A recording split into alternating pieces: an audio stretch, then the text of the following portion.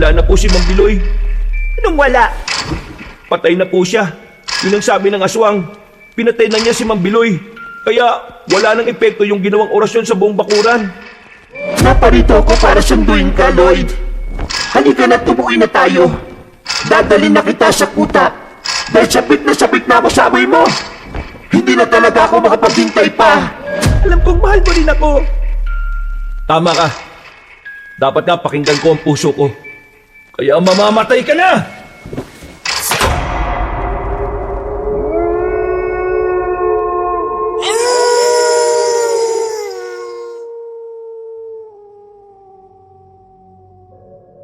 Po daw na darating ako. Ay, ikaw na pala yan. Ang aga mo palang dumating. Hindi ako nasabihan nila Jan at Estra. Mabuti't naabutan mo ako. Mamamalengke pa naman sana ako ngayon para sa pananghalian natin mamaya. Ay, ganun po ba? Naku, pasensya na po kayo. Ay, nako, hindi mo naman kailangang magpasensya. Ako rin naman may kasalanan. Ang akala ko kasi may nakastak pang may luluto sa rep. Wala na pala. Oh, halika na muna sa loob, iho. Maligayang pagdating sa'yo rito. Matagal ka na raw pinapupunta rito ng tatay Jan at mama Estra mo, ah. Bakit ngayon ka lang napunta rito? Ha? Ano po kasi, may trabaho po kasi ako dun sa amin. Ngayon po kasi wala na. Dito na lang po ako mag-a-apply kung sakali. Nako, iho. Hindi mo naman kailangan magtrabaho kung tutuusin. Nasa ibang bansa ang tatay mo. Kung ako sa iyo pag-isipan mong bumalik ka na lang ulit sa eskwela. Oo nga ho Pinag-iisipan ko nga rin po talaga ulit yan. Ay, naku, si tatay talaga Kinuwento pa sa iba yung tungkol sa akin. Awit sa'yo, tay. Pagpasok ng bahay, ay kagad akong pinaupo ni Manang Homes at ipinababa na rin ang dala kong malaking bag. Welcome ka dito, anak, ha? Maupo ka muna dyan at kukuha lang ako ng makakain pati maiinom mo saglit. Pasensya ka na at hindi ako nakapagluto ng almusal Ang akala ko kasi talaga mamaya ka pa darating. Napo, ayos lang po ako, Manang. Huwag na po muna kayong mag-abala sa akin. Nakapag-almusal naman po ako bago pumunta rito. Ay, ganun ba? Sigurado ka, ha? Opo, promise po, cross my heart.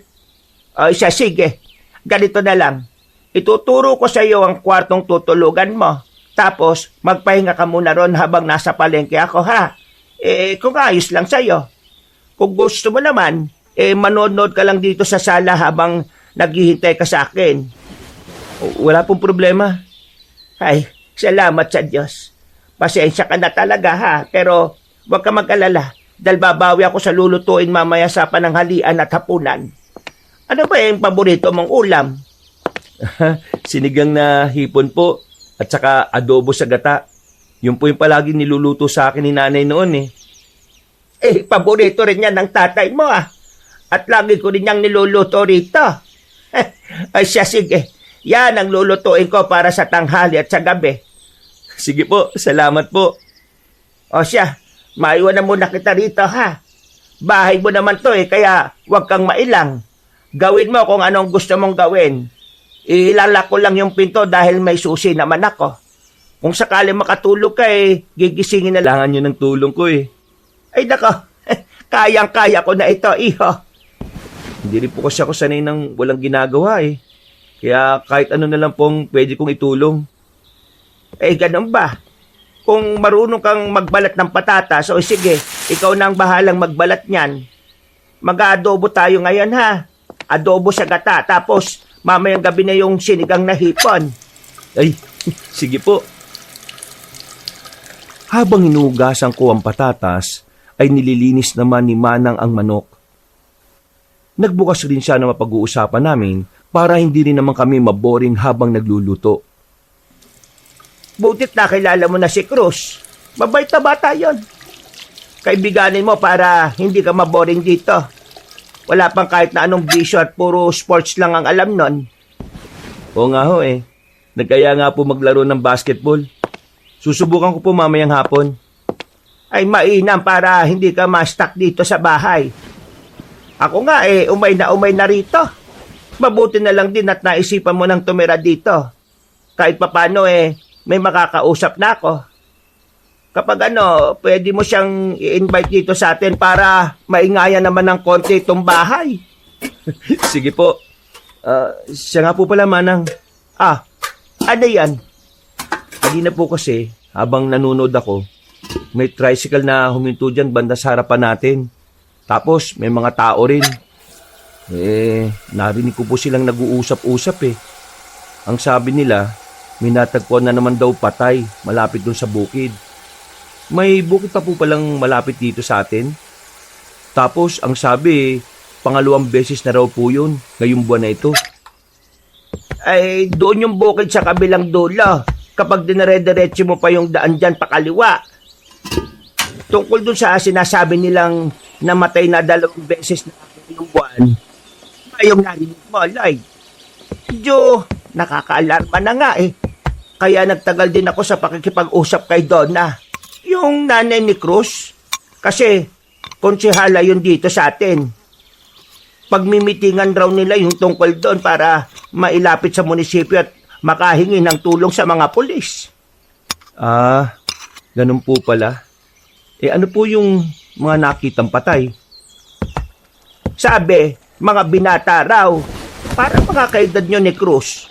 Pero ang sabi, mga drug addict daw yung mga yon, kaya sinadyang patayin. Kaso, sabi ng mga nakakita sa bangkay kakaiba raw yung pagkamatay Hindi naman sila piniringan o tinali o ginilitan ng leeg. Bakit po? Ano bang nangyari sa mga biktima? Sabi nung kumari kong nakakita ron sa 2 biktima para raw kinalkal yung katawan Tapos nagkalat daw yung ibang parte ng laman loob. Ay, grabe naman po pala. Kaya nga, kinukwento pa lang sa akin parang naduduwal na ako. Biru-biruan nga ng mga taga dito baka mabangis na hayop o kaya aswang ang gumawa nun sa mga biktima. Ano ho? Aswang? Meron pa po bang aswang sa panahon ngayon? Oo naman. Kahit medyo makabago na ang panahon ngayon nasa probinsya pa rin naman tayo. Pero kahit sinasabi kong may aswang, duda pa rin naman ako na aswang ang gumawa nun sa mga biktima. Malamang talaga yan mga masasamang loob yun na pinatumban na. Hay, ikaw mag-ingat-ingat lang din na. Kung lalabas ka huwag ka nang masyado magpapagabi ha. Ay, opo. Salamat po sa paalala, Manang. Ito po. Tapos na po ako magbalat at magiwa ng patatas. Ay siya, magpahinga ka na lang muna o manood. Tatawagin na lang kita kapag manananghalian. Ang gamot, sabi kasi ng lola ko, dito lang daw yun makikita Ganun pala. Bago ka lang dito, no? Oo, kadarating ko lang kanina. Sabi ko na nga ba ngayon ko lang kasi kita na amoy, humahalimuya ka. Ha? Anong sinasabi mo? Wala yon. Kalimutan mo na lang. Ako nga pala si Amelia. Medyo matagal na rin ako sa lugar na to. Pero wala akong masyadong kakilala. Sa katunayan, ikaw lang talaga ang una kong nakausap dito. Talaga? Parang binobola mo lang naman ako Totoo yung sinasabi ko. Ano nga pala pangalan mo? Lloyd. Nice meeting you, Amelia. Ano nga ulit yung hinahanap mo? Ang ibig kong sabihin ano nga lamang gamot yun na sinasabi ng lola mo? Tawa-tawa. Alam ko yung halaman na yun Doon sa amin, kadalasan, nasa gilid sila ng mga mamasamasang lugar o pader. Hindi kaya, kanal pa nga Talaga? Pwede mo ba akong samahan? Nakakita na naman ako noon pero medyo nalilito lang ako sa itsura. Oo naman. Tara. Sinamahan ko na nga muna siyang maghanap-hanap sa gitna ng tirik na araw, Kabanong. Nagkwentuhan na rin kami ng ilang mga bagay pero hindi niya naman nabanggit kung saan siya banda nakatira. Hindi ko na rin muna masyadong inusisa dahil baka mapaghalataan akong interesado sa kanya. Maganda kasi talaga si Amelia sa paningin ko, Kabanong. At palagay ko nga, crush ko na siya. Hindi lang pala crush, kundi parang na love at first sight na yata ako sa kanya. Marami pa kami mga napag-usapan. Hindi ko na nga tanda ang iba dahil ang totoo ay mismong sa kanya ako nakafocus. Hanggang sa matalakay namin ang tungkol sa binatang nakitang patay doon banda sa bukid. Natakot kaya ako nung marinig ko yung kanina. Ang sabi nga ng lola ko, hindi raw ordinaryong tao ang gumawa nun. Aswang daw. Yan nga din ang sabi ni Manang Homes. Totoo bang may mga aswang pa sa panahon ngayon? Oo naman. Mas tagulan sila ngayon kumpara nung unang panahon. Marami na kasing panlaban ng mga tao sa kanila eh. Kaya dapat pa rin silang katakutan. Kung minsan kasi, nagpapanggap silang mababait para makapambiktima ng tao. Ay, ganun ba? Medyo nakakatakot nga yung sinasabi mo. Natigilan na ako sa pagsasalita dahil biglang nagtama ang mga mata namin. Sa hindi malamang kadahilanan ay bigla na lang akong may naalala. Para bang nangyari na ang ganito. Hindi ko lang maisip kung saan o kailan. Habang tumatagal ang aming titigan, ay tila ba nakakaramdam ako ng kakaiba na hindi ko rin maintindihan. Napansin ko na parang nagbago ang kulay ng kanyang mga mata. Pero naisip kong baka dala lang yun ng refleksyon ng araw. Pinilit kong kumurap, pero para akong naistatwa. Sa isang iglap ay bigla na lang akong nilamig. Lamig na hindi pangkaraniwan. Nagtayuan ang mga balahibo ko sa braso at sa batok. Kasunod ng makahulugang pagngiti sa akin ni Amelia. Okay ka lang? Ha? Salamat sa tulong mo ah. Uwi na muna siguro ako. Masyado nang tirik ang araw eh. Baka mamaya na lang ako ulit maganap. Nakakuha naman na tayo eh. Ha? Nakakuha na tayo? Paano? Ito naman, nakalimutan mo na kagad. Ikaw pa nga yung nagturo sa akin kanina eh. Ako? Oo. O sige na, aalis na ako. Baka kapag nagtagal pa ako dito eh, hindi na ako makatiis pa. Katatapos ko pa lang naman kumain. Baka mapakain na naman ako. Hindi ko na siya nausisa dahil tumakbo na si Amelia palayo, Kabanong. Nang mawala siya. Nga pala, pre. Napansin ko lang kanina. Titig na titig ka rin sa bukuhan, ha? Bakit? Ha? Wala naman. Ay, siya nga pala, pre. May kilala ka bang Amelia? Amelia? Wala, pre. Bakit? Okay. May nakilala kasi ako kanina. Tumakbo nun sa bukuhan eh. Tinulungan ko pa namang maghanap ng tawa-tawa. Oh? Talaga? Oo, pre. Alam mo bang may mga kwento-kwento tungkol dyan sa bukuhan? Kaya mag-iingat ka dyan, ha? Ha? Anong kwento-kwento naman dyan? Yung bilog raw ang buwan, may nakikita dyan ng mga taga rito. Alam mo kung ano? Ano, pre? Maraming tumatay dyan sa galit nila sa bumili ng bukuan. Loko-loko ka. Akala ko pa naman talaga eh. Nakakatakot na yung sasabihin mo. Puro kalokohan lang pala. Biro lang. Masyado ko naman palang patole eh. Pero wala talaga akong kilalang Amelia. Kaya mo, kapag may nakilala ko na ang pangalan ni ganon, sasabihin ko kagad sa'yo. Sige pre, salamat. O paano? Dito na ako. O sige. See you na lang ulit sa laro ha. Pumasok na kagad ako sa bahay at nag-ayos ng sarili saka nagpahinga. Pagsapit ng gabi, matapos makapagilamos ng katawan, ay nagtungo muna ako sa terrace para magpahinga.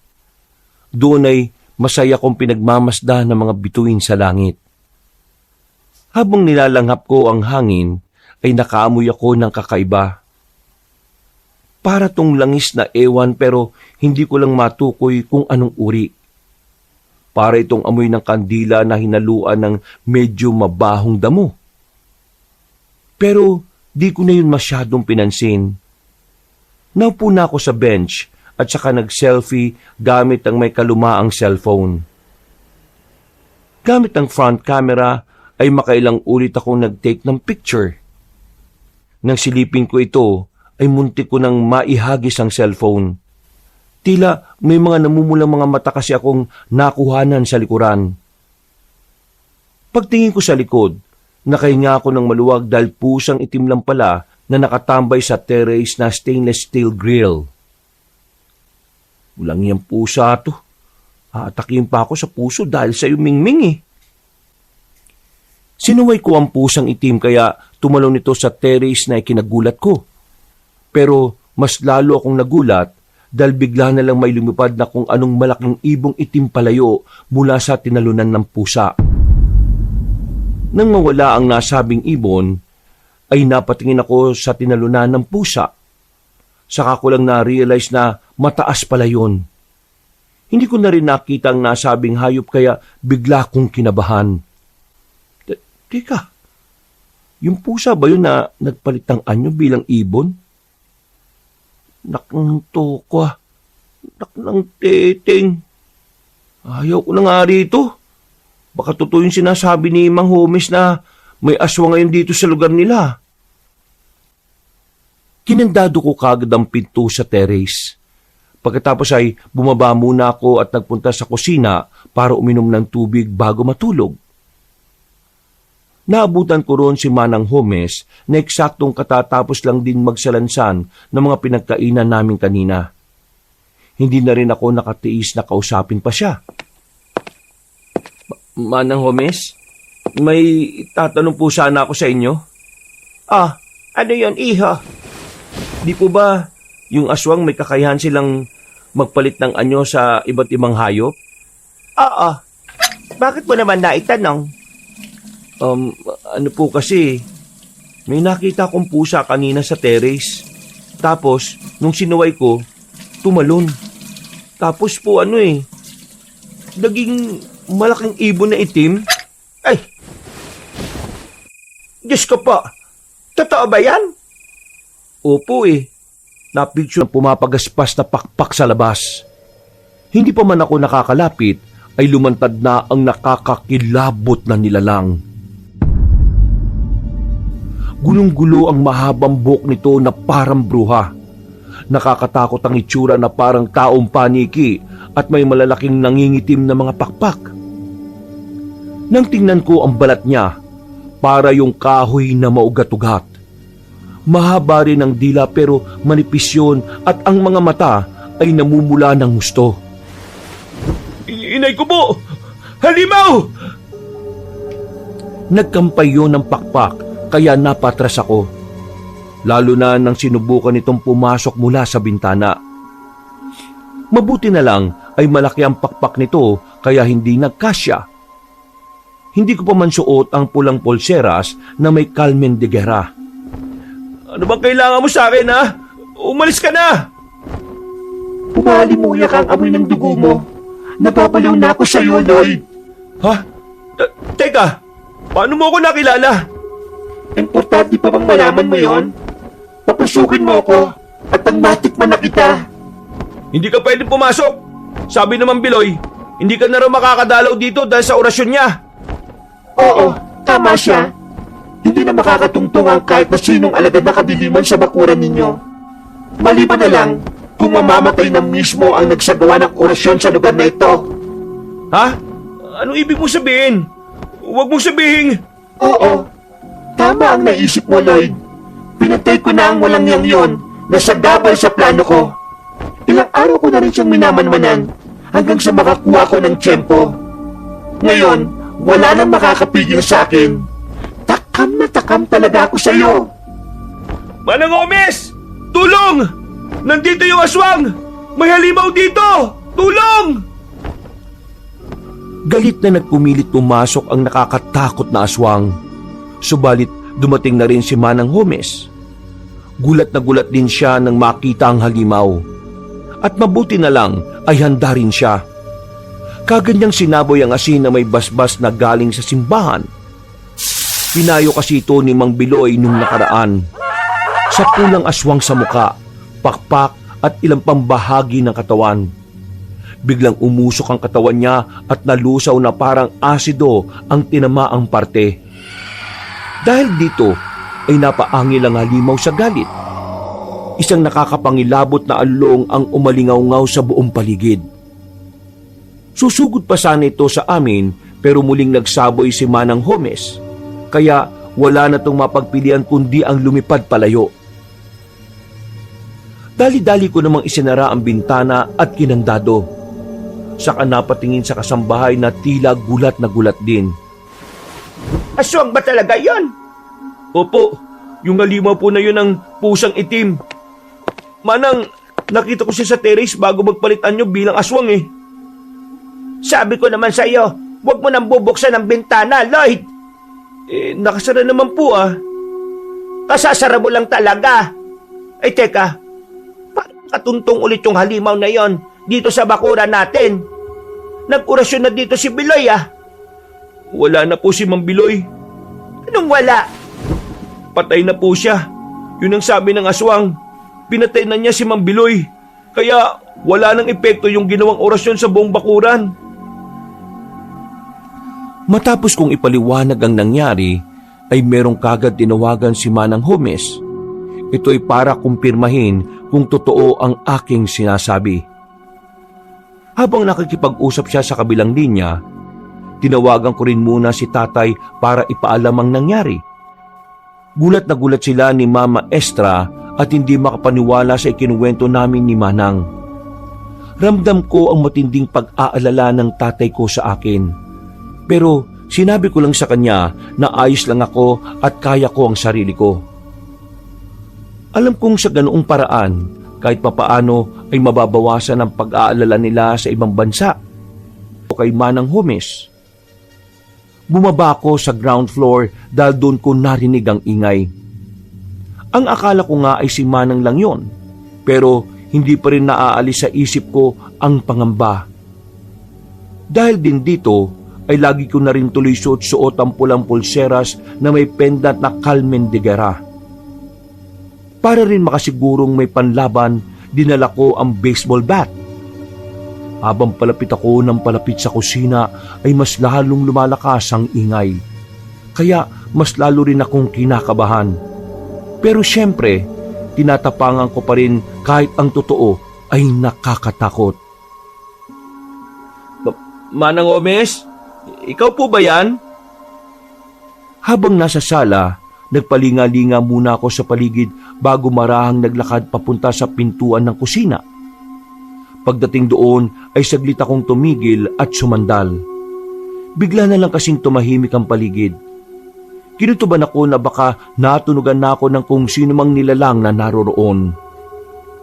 Habang nagpipigil ng sarili, may pitong hinawakan ng magkabilang kamay ang lumang bat. Nagbabaka sakali na lang din ako na sana ay panaginip lang ito ng gabing yon. Ako, Lloyd, ano ba itong ginagawa mo? Nagtatapang-tapangan ka. O pwede mo namang gisingin ng mga kasama mo dito ngayon eh. Bakit mag-isa kang pumupunta dito sa kusina? Ano ka ba? Hindi ko na halos natapos ang huling salita dahil muli na naman nagkalansingan ng mga gamit sa kusina. Sa gulat ay kamuntikan pa nga akong mapasigaw. Mabuti na lang ay natutup ko kagad ang bibig at mabilis na napasandal sa gilid. Huminga muna ako ng malalim at pilit na ikinalma ang sarili bago dahan-dahang dumungaw sa pintuan. Mula sa pinopwestuhan ay kitang-kita ng dalawa kong mga mata ang kalahating katawan na tila may kung anong hinahanap-hanap sa kusina. Nagulat din ako dahil nakabukas na ang pinto sa likod ng bahay. Pagbukas ko ng ilaw ay dito na nga tumambad sa akin ang itsura nito. Halos masuka-suka ako nang makita sa ibabaw ang lamang loob ng kalahating katawan. Muli ring umalingasaw ang amoy ng kakaibang langis, kaya napatras ako at napasigaw. May kalahating katawan, Manang Omis! Tila narinig ako ng kalahating katawan. Pumaling kasi ito sa direksyon ko at mabilis na naglakad ang mga paa nito na parang sasalakay. Sa sobrang pagkataranta ay na-outbalance ako. Natumba ako paharap at nabitiwan ng bat na hawak ko. Tumalsik yun sa malayo at bago ko pa makuha ay dinambahan pa ako ng kalahating katawan. Kahit alam ko namang tila wala tong laban, nataranta pa rin ako at nagsisisigaw na lang.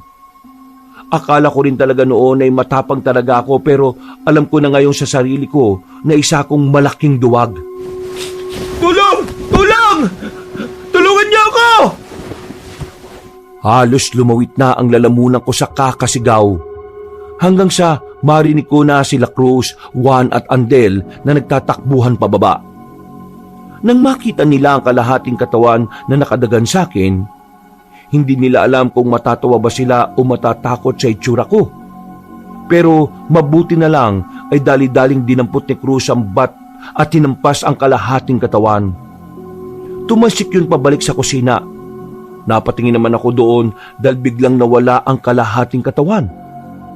Oh, saan nagpunta yun? Hindi ko alam, pre. Sige na, tumayo ka na dyan. Patayo pa nga lang ako nang marinig nga namin ang mabigat na yabag ng paa mula sa kusina. Napatingin kaming apat doon at gano'n na lang ang gulat namin nang mabilis na tumakbo ang kalahating katawan. Buwisit na yan. Kahit kalahati lang, nakakatakot. Paluin mo pa, pre. Eto na nga eh. Tumakbo kayo sa hagdan, guys! Pagtungtong namin ni Juan at Andel sa ikatlong baitang ng hagdan, ay saka muling pinalo ni Cruz ang pasugod na kalahating katawan. Tumalsik na naman yon, pero sa pagkakataong yon ay tumama na ito sa pader bago lumagpak sa sahig. Lumabas na rin si Manang Homes mula sa kanyang silid. May dala siya ulit asin na may bendisyon. Nang makita niyang nagpupumilit tumayo ang kalahating katawan, ay sinaboy niya kagad ang asin. Nagkakakawag yun at maya-maya pa ay narinig namin ang nakakakilabot na hiyaw mula sa hindi kalayuan. Napadungaw kaming lahat sa bintana sa sala. Hindi namin alam kung saan titingin dahil sa lakas ng pag-angil. Pero nang muli kaming bumaling sa kinaroroonan ng kalahating katawan, ay wala na ito. Dali-daling tumakbo si Manang Homes at isinara ang pinto sa likod ng bahay. Bumalik siya sa amin pagkalaon na tila hingal na hingal at takot na takot. Sigurado po kami kanina, Manang. Kinandado namin yon. Ako po mismo nagkandado. Eh kung ganon, paano nakapasok yung kalahating katawan na yon? Hindi rin namin alam eh. Nagising na lang ako kanina tapos pagtingin ko po sa kusina, nandun na yung kalahating katawan na yun. Ano po ba yun? Katawan yon ng manananggal. Paano kaya nakapasok yun dito? Palaisipan nga sa amin kung paanong nakapasok ang katawan ng manananggal sa bahay na yun, Kabanong. At dahil sa nangyaring to, ay hindi na kami halos nakatulog. Pagsikat ng araw ay umugong na naman ang ingay patungkol sa nangyari. Dahil dito ay natakot na ang mga tao sa baryo. Lalo na at 3 na ang naitatalagang namatay dahil sa aswang. Nakumpirma na nga rin na isa itong manananggal at lumabas na ako lang talaga ang target ng nasabing halimaw. Nagkaroon tuloy ng gulo dahil hiniling ng mga marami na umalis ako sa baryo dahil ayaw ng mga taga rito na naroroon ako. Kaya nagdesisyon na rin talaga ako na umalis. Habang nag-iimpake ng mga gamit ay nagring ang cellphone ko. Sinagot ko ito kaagad nang mabasa ang pangalan ni Tatay.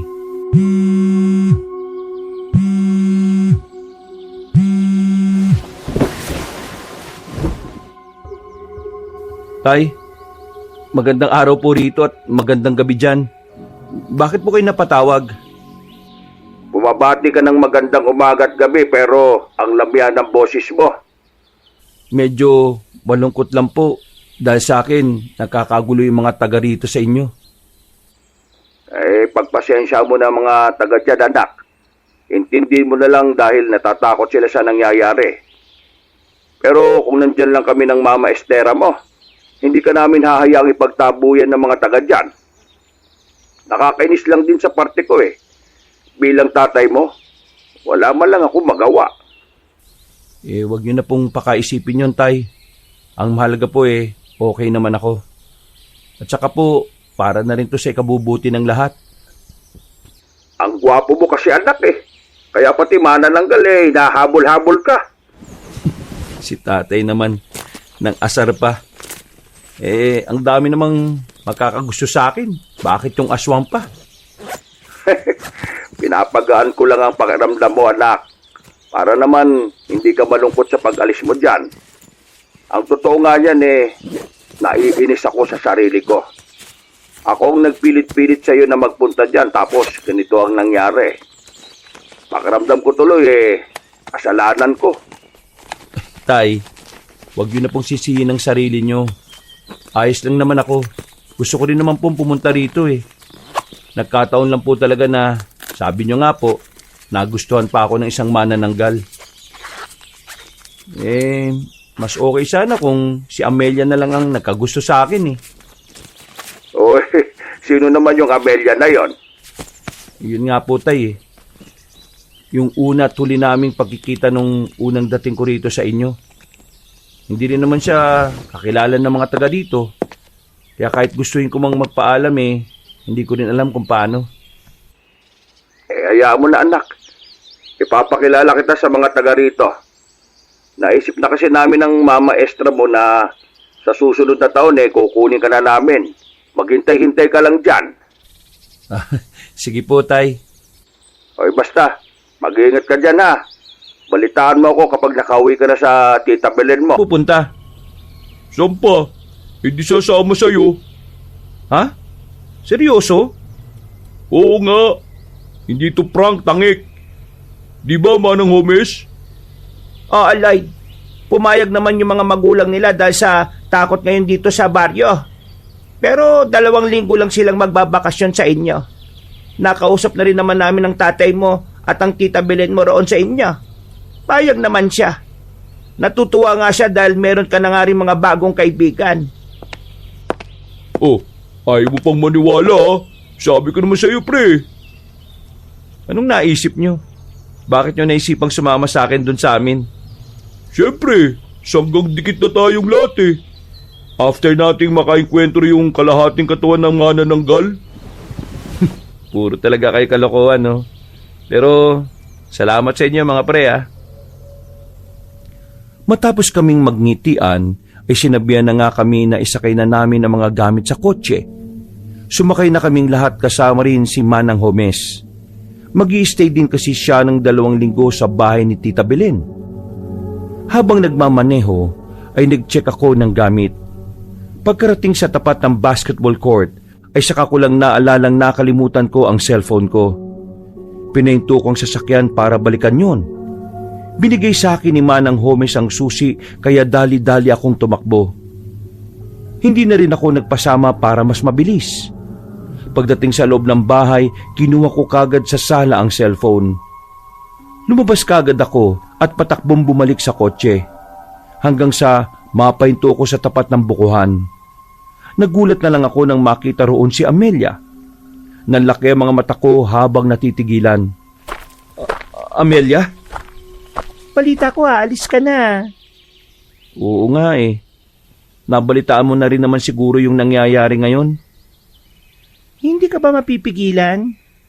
Ngayon na kasi ako hindi naging abala Sayang, kung kailan na may oras na ako.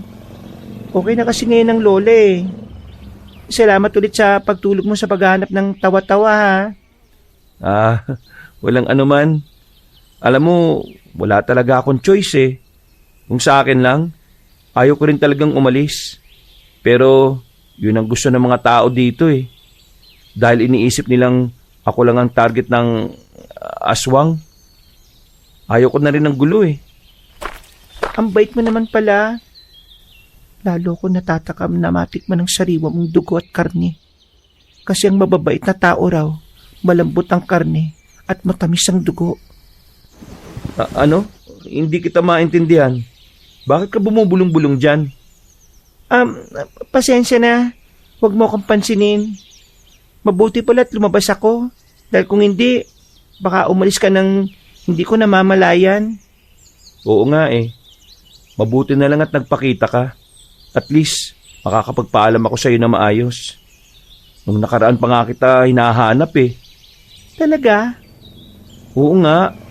Pinagtanong-tanong na nga kita dun kina Cruz eh, Juan at Andel. Pero ang sabi nila, wala naman daw silang kakilalang Amelia. Alam mo, nahihiwagaan tuloy ako sa'yo. Gusto ko nang isipin na ikaw yung manananggal eh. Pero sa ganda mong yan, parang imposible. Sus, nampola ka pa. Aalis ka na't lahat-lahat eh. Pero, seryoso. Mamimiss kita. Totoo bang mamimiss mo ko? Oo, ayaw mo ba? Gusto. Ang totoo niyan eh, ako rin. Mamimiss kita. Huwag ka na kasing umalis. Dito ka na lang para makasama na kita. Hindi ko alam pero dahil sa mga sinabi niyo ni Amelia, ay parang nanayo ang mga balahibo ko sa katawan, Kabanong. Hindi dahil sa takot kundi dahil sa kakaibang sensasyon na tila bumabalot sa aming dalawa. Bumilis ang tibok ng puso, kita na nga namin ang nakakatakot na manananggal. Hindi ako po pwedeng magkamali. Ang nilalang na yon ay ang nakaengkwentro ko sa bahay mismo ng tatay ko. Ngumiti yun sa amin habang nananatiling nanlilisik ang mga mata. Mas nilakasan pa nito ang pagaspas ng mga pakpak. Kaya mas lalo kaming nilamig sa takot. Mga pre, may aswang! Yan yung aswang na nakaengkwentro ko doon sa lugar ninyo. Takbo na, pre!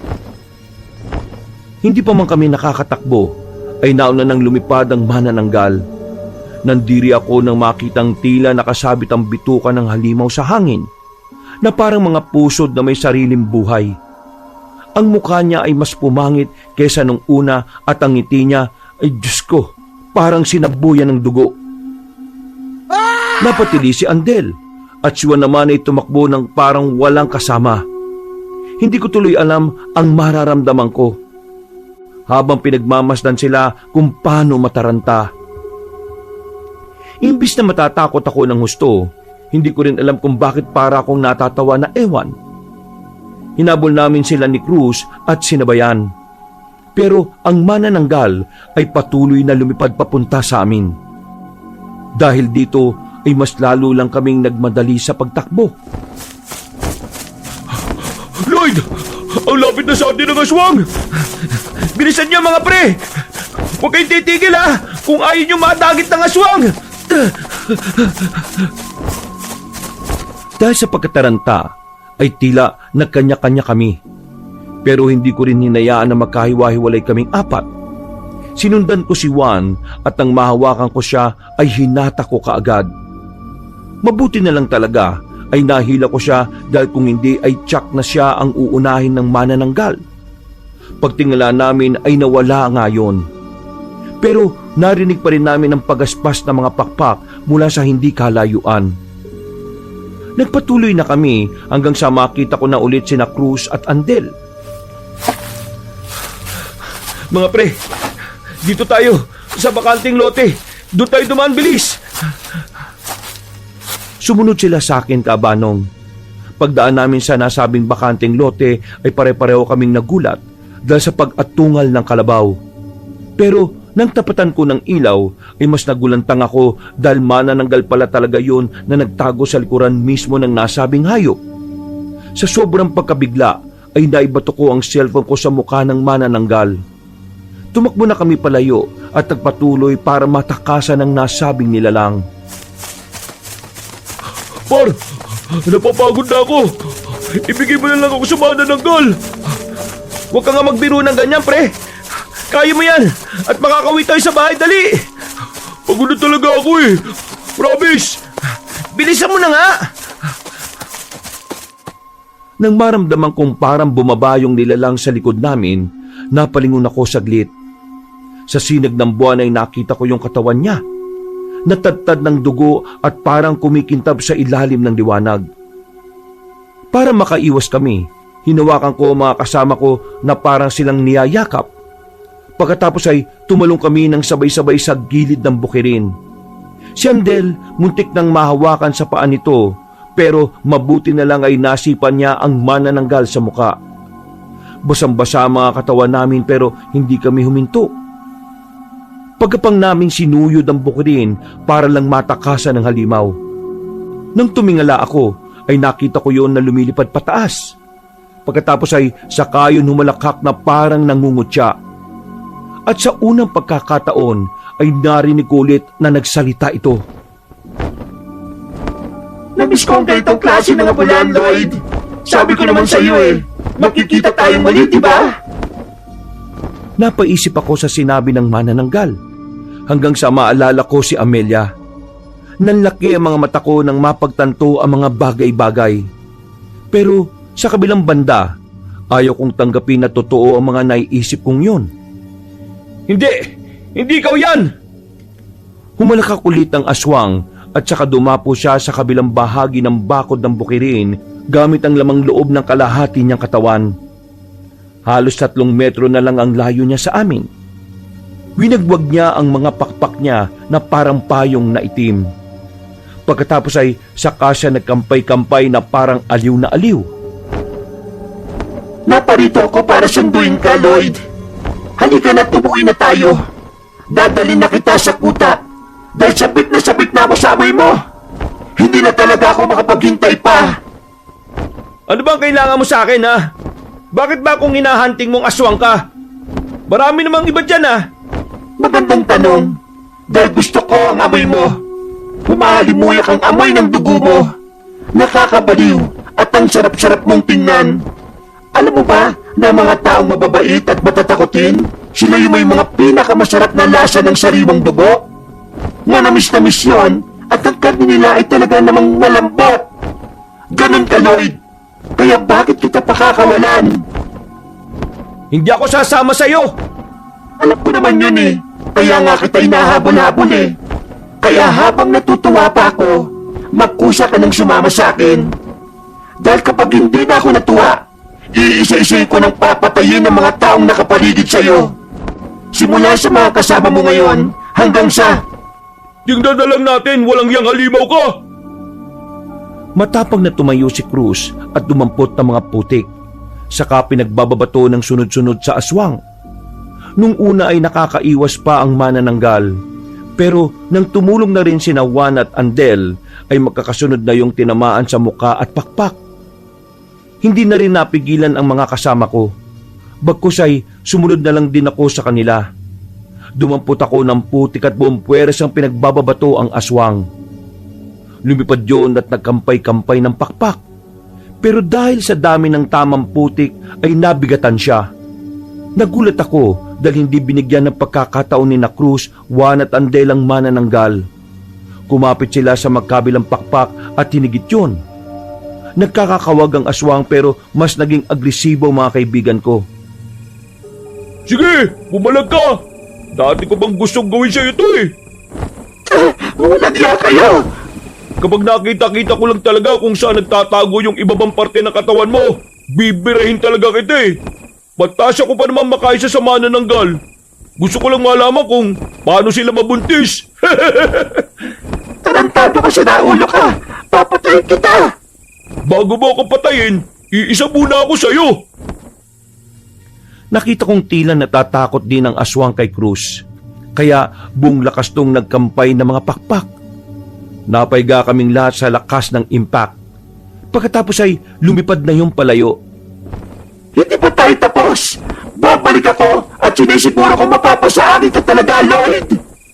Sana all, hinahabol-habol ng mga nananggal. Iba ang karisma mo, pre. Legit na hindi pangkaraniwan. Napailing na lang ako dahil sa sinabi ni Cruz. Umalulong ulit ang mga aso mula sa hindi kalayuan.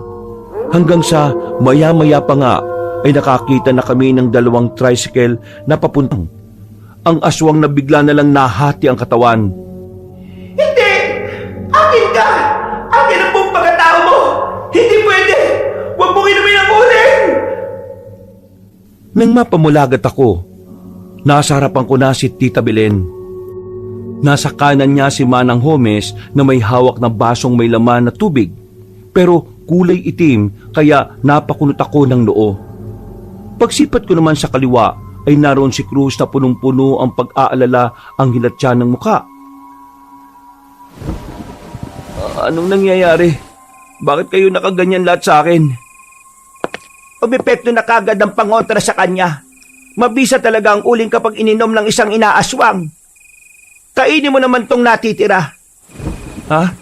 Papakainin niyo po ako ng uling, Manang? Bilisan mo na.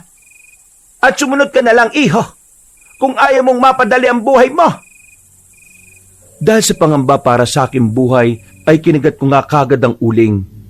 Hindi ko na rin napansin ang pait nito. Nginuyang-nguya ko lang hanggang sa malunok. Pagkaubos ko sa isa, ay saka ko inabutan ng normal na tubig ni Cruz. Anong pakiramdam mo ngayon? Medyo okay na po. Hindi na ako nahihilo. Hindi na rin po masakit ang tiyan ko. At hindi na ako nasusuka. Mainam. Ibig sabihin, wala nang epekto ng pangaaswang sayo ng manananggal na yon.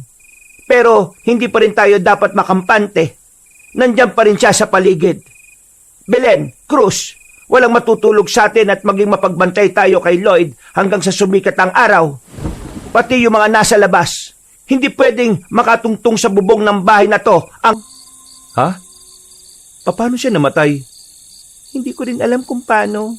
Pero ang sabi niya meron daw nananakit sa kanya na isang... Na isang ano?